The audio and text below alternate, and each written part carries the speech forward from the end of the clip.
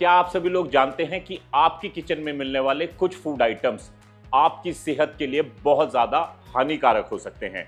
Surprise ये है कि हम में से मैक्सिमम लोग इन फूड्स को डेली बेसिस में कंज्यूम भी करते हैं, पर आप सुन के हैरान हो जाओगे कि ये फूड आइटम्स पॉइजनस हो सकते हैं और आपको गंभीर रूप से बीमार कर सकते हैं। इसीलिए वीडियो को ध्यान से देखना।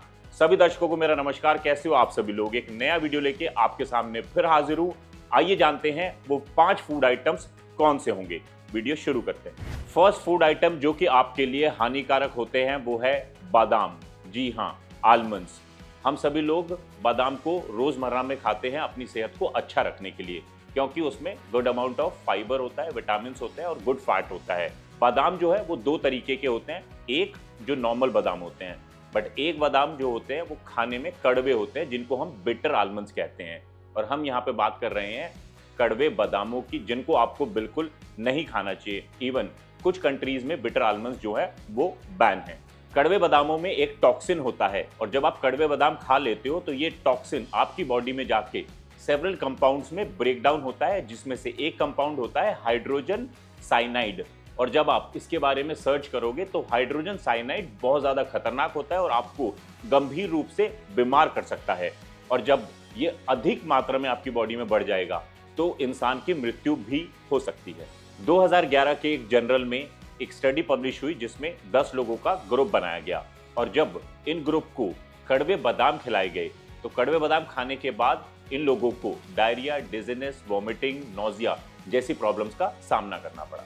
इवन कुछ केस स्टडीज तो ये भी बोलती हैं कि अगर आप 6 से 10 कड़वे बादाम खा लो तो आपको सीरियस पॉइजनिंग हो सकती है, और अगर कड़वे बादामों की क्वांटिटी 50 तक गई तो इंसान की मृत्यु भी हो सकती है। अब इसका ये मतलब नहीं है कि हम बादाम खाने छोड़ दें, क्योंकि जिन सीरियस कंपाउंड्स की हम बात कर रहे हैं वो नॉर्मल बादाम जो आप खाते हो उसमें भी होते हैं, बट वो इतनी कम मात्रा में होते हैं कि वो आपकी सेहत को किसी भी तरीके से हार्म नहीं करते। इसीलिए मैं आपको बिल्कुल सजेस्ट नहीं कर रहा कि आपको बादाम खाने बंद कर देने चाहिए।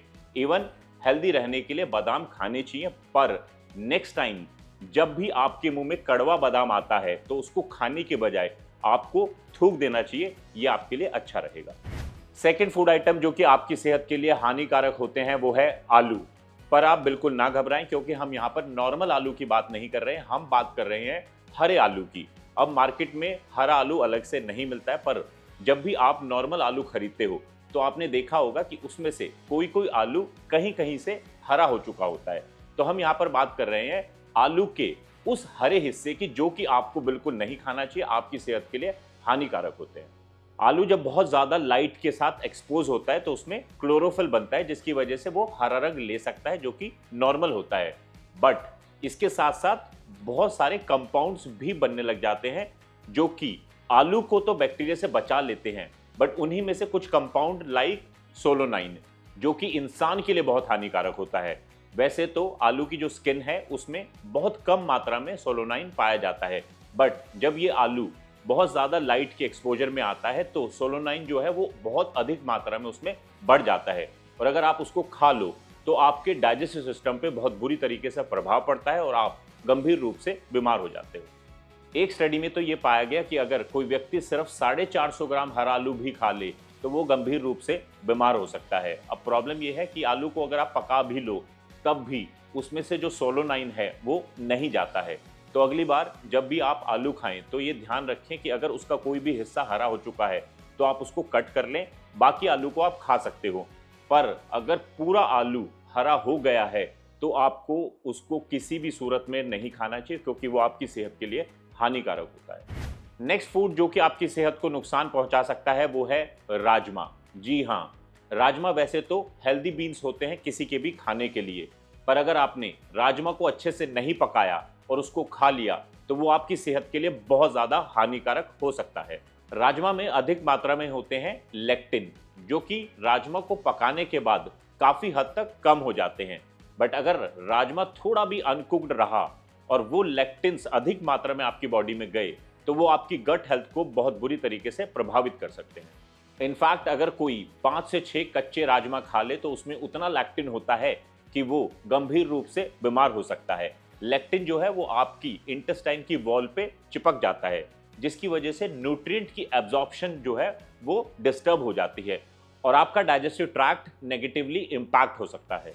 एक स्टडी में ये बताया गया कि फ्रांस की मिलिट्री बेस कैंटीन में 200 लोगों को सीवियर स्टमक इन्फेक्शन हुआ और जब उनको हॉस्पिटल में एडमिट किया गया तो ये पाया गया कि उनके बीमार होने का कारण था कि उन्होंने अंडर कुक्ड राजमा खाए थे।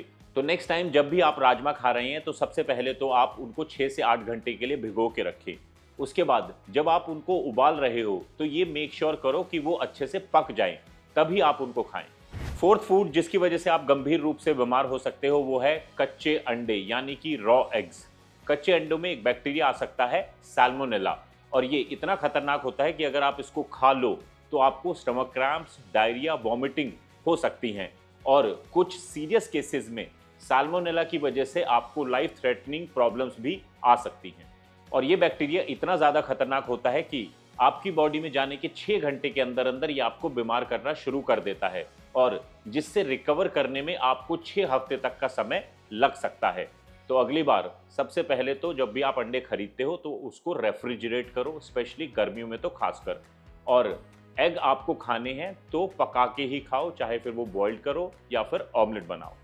फिफ्थ फूड आइटम जिसको आप रोजमर्रा की जिंदगी में इस्तेमाल करते हो वो है कुकिंग ऑयल। पर सुन के आपको हैरानी होगी कि यही कुकिंग ऑयल आपके लिए बीमारी का घर बन सकता है अगर आप इसको बार बार हीट करके यूज करते हो। आप सभी लोगों ने अधिकतर देखा होगा कि जब भी हम घरों में कुछ भी डीप फ्राई करते हैं तो हम बचे हुए ऑयल को स्टोर कर लेते हैं और अगली बार हीट करके दोबारा इस्तेमाल करते हैं।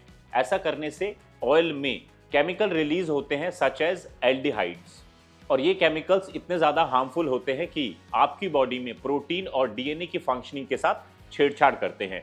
इतना ही नहीं, अगर आप ऑयल को बार बार गर्म करते हो तो उसमें ट्रांस फैट का जो स्तर है वो जो बढ़ जाता है, जिसकी वजह से आपकी बॉडी में बैड कोलेस्ट्रॉल बढ़ता है और आपकी आर्टरीज में ब्लॉकेज आ सकती है, जिसकी वजह से आपको हार्ट प्रॉब्लम्स हो सकती हैं। रीहीटेड ऑयल इस्तेमाल करने से आपकी बॉडी में फ्री रेडिकल्स रिलीज होते हैं, जिसकी वजह से इन्फ्लामेशन बढ़ती है और आपकी ओवरऑल इम्यूनिटी वीक हो जाती है। और इतना ही नहीं, आपके ब्लड में ऐसे एंजाइम्स के लेवल बढ़ने लग जाते हैं जिसकी वजह से आपका लिवर डैमेज भी हो सकता है। तो नेक्स्ट टाइम जब भी आप कोई भी खाना बनाएं तो मैं आपको ये आग्रह करूंगा कि फ्रेश ऑयल में कुकिंग करें, जिस ऑयल को पहले इस्तेमाल ना किया गया हो। और मैं आपको ये भी सलाह दूंगा कि आप जितना हो सकता है डीप फ्राइड फूड खाने से बचें। सो वीडियो में बताई गई जितनी भी फूड आइटम्स हैं मैं उनके अगेंस्ट नहीं हूं, बट उन फूड आइटम्स की फॉर्म और उनको खाने का तरीका अगर सही नहीं रहा तो वो आपको गंभीर रूप से बीमार कर सकते हैं।